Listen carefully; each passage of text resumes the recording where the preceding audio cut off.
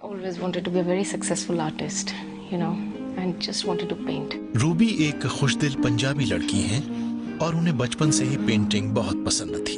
Ruby जैसे जैसे बड़ी होती गईं, अपनी पेंटिंग्स के प्रति उनमें एक खास लगाव पैदा होता गया। अगर मैं पेंटिंग कर रही हूँ ना, मैं खुद हूँ। I am myself. I feel myself, and I feel alive above all. Ruby एक आर्टिस्ट के तौर पर और निखरती गईं और उन्होंने फाइन आर्ट्स में अपनी बैचलर डिग्री ली। जहां रूबी एक तरफ एक मशहूर आर्टिस्ट बनने का ख्वाब देख रही थी, वहीं दूसरी तरफ वो एक पत्नी और माँ बनने का सपना भी संजो रही थी। मेरी भी एक फैमिली होगी, हस्बैंड होंगे, I'll have kids and we're gonna have a lovely family. उनके माता पिता ने उनके लिए उपयुक्त वर देखना शुरू कर दिया और 25 साल की उम्र में उनकी शादी हो गई। वो ब्रिटेन चली गईं। उनका वैवाहिक जीवन यहीं शुरू होना था, लेकिन जल्दी ही रूबी को एक दुखदाई सच्चाई का सामना करना पड़ा। हमारा कुछ नहीं है आपस में, लाइफ काम नहीं कर रही है। मैं उन्हें नहीं समझ पा रही, वो मुझे नहीं समझ पा रहे। मैं बोलती हूँ तो गलत हो रहा है, चुप रहती हूँ तो भी नहीं हो रहा है। अगले कई साल तक रूबी अपने पेंटिंग के शौक को कायम नहीं रख पाई। वो अपने वैवाहिक जीवन को सफल बनाने के लिए जूझ रही थीं। मुझे वो अंडरस्टैंडिंग नहीं मिली, ऐसे कुछ मिला नहीं, लाइक इवन द सराउंडिंग्स और इवन द कल्चर, जिससे मैं कनेक्ट कर सकती। I was totally left alone. तो उससे डिप्रेशन होना शुरू हो गया था। डिप्रेशन इतना कि मुझे खुद पता नहीं चला कि कब डिप्रेशन होना शुरू हो भी गया है। रूबी बहुत बेचैन थी और अपनी समस्याओं का हल जानना चाह रही थी। जब मैं बिल्कुल ऐसे अकेली हो जाती थी, बहुत परेशान होती थी, दुखी होती थी, तो मैं क्रिश्चियन बुक शॉप पे चली जाती थी। तो उधर जाके I used to feel very comfortable, very very warm and protected. तो वहां से मैंने कुछ बुक्स पढ़नी शुरू की। जब उन्होंने प्रभु यीशु के बारे में सुना तो उनकी उम्मीदें जागने लगी। ऐसा फील होने लगा कि there is something that is protecting me, that is guiding my steps उस डायरेक्शन में जहां पे मुझे सपोर्ट मिलेगी। और एक दिन उन्होंने एक कड़ा फैसला कर लिया। तो मैंने कहा दैट्स इट, कोई और रास्ता तो दिखाई नहीं दे रहा। It's all dark around me, this is the only path. I am making Jesus my best friend. Ruby ने अपनी सारी हताशा, अकेलेपन, अस्वीकरण और पूरे जीवन को यीशु को सौंप दिया।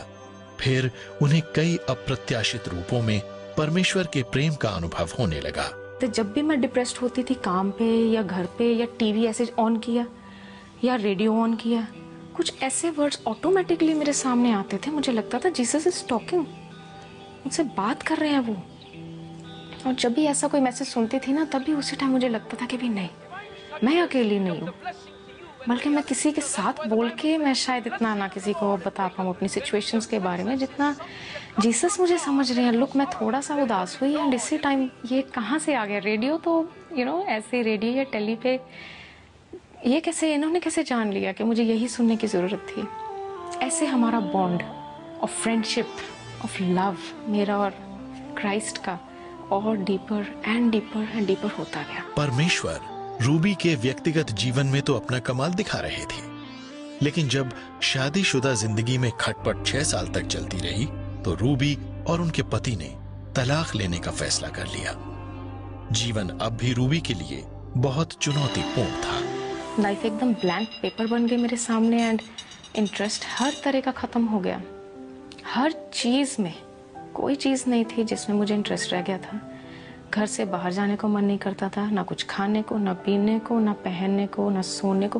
मुझे लग रहा था मैं जैसे जस्ट आई एम देयर, मेरी एक बॉडी है जो घूम रही है, बट मैं खत्म हो चुकी हूँ। I am dead, totally numb. लेकिन रूबी के लिए समय कितना भी मुश्किल क्यों न रहा हो, उन्होंने अपनी सोच सकारात्मक बनाए रखी।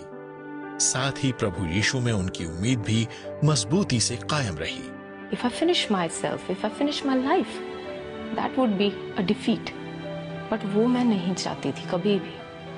So वो जो strength, वो जो courage to move on, वो जब आनी शुरू हुई, तब एक ऐसा जैसे मन में एक दृढ़ता आई कि भी कुछ भी हो जाए मैं गिव अप नहीं करूँगी, मैं चलती जाऊँगी। और वो दृढ़ता मुझे जीसस क्राइस्ट में मिली। रूबी जानती थी कि प्रभु यीशु में अपनी इस नई आस्था के बल पर वो अपने जीवन को नए सिरे से शुरू कर सकती हैं। वो टाइम निकल गया है, I have my whole life in front of me. कई साल बाद रूबी काफी रोमांचित थीं, क्योंकि अपनी पेंटिंग के जरिए उन्होंने फिर से अपने आप को खोजना शुरू कर दिया था। तो मैंने सबसे बड़ी बात जो अपने आप में डिस्कवर की वो ये थी कि I am good, I am really good. Ruby विश्वास से भर गईं और सुरक्षित महसूस करने लगीं। आज रूबी अपनी पेंटिंग्स के जरिए उस प्यार के संदेश को फैला रही हैं जिससे वो खुद कभी वंचित रही थीं। आखिरकार उन्होंने एक पेशेवर आर्टिस्ट बनने के अपने सपने को हासिल कर लिया है। अब वे अन्य आर्टिस्ट के साथ पूरे देश में अपनी कलाकृतियों की प्रदर्शनियां लगाती रहती हैं। Today when I look back, I feel so good and I feel so thankful to Jesus that he stood by me, he showed me the way and उन्होंने मेरा इतना ख्याल रखा कि उसमें से मैं इतने आराम से निकल आई। आज मुझे कोई रिग्रेट नहीं है, कोई पेन नहीं है।